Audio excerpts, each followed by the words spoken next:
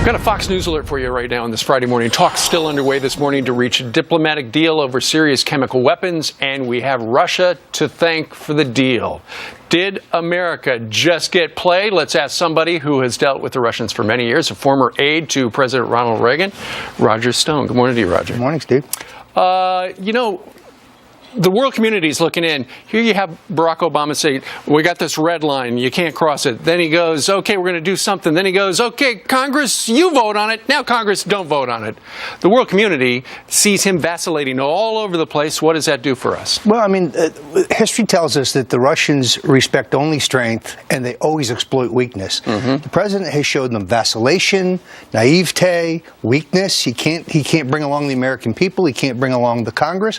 And today you see the Soviets exploiting that in two places. One, by taking the lead in Syria, pointing out that there are no small d Democrats involved. This is a civil war in which we have no friends. And then secondarily, and this is very important, offering the Iranians, a missile defense system and a second nuclear reactor.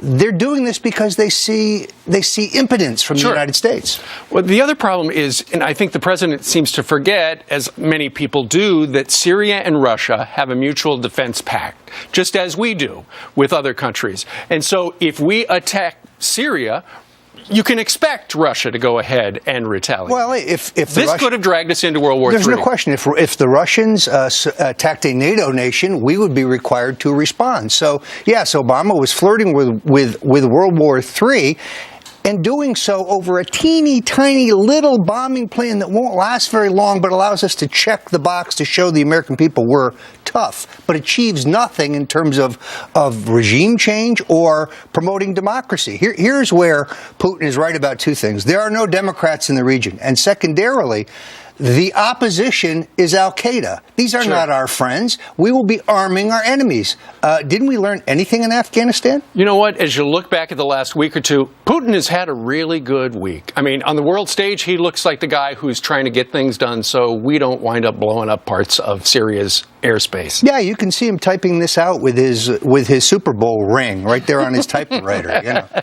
What would Reagan have done? Well, Reagan understood that the Soviets only respected strength and they didn't respect weakness. This is demonstrated, I think, twice.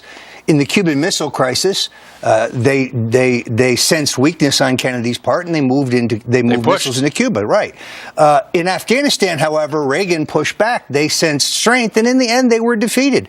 Now the question is, will we step in the same trap that we set for the Soviets in Afghanistan by getting embroiled in Syria?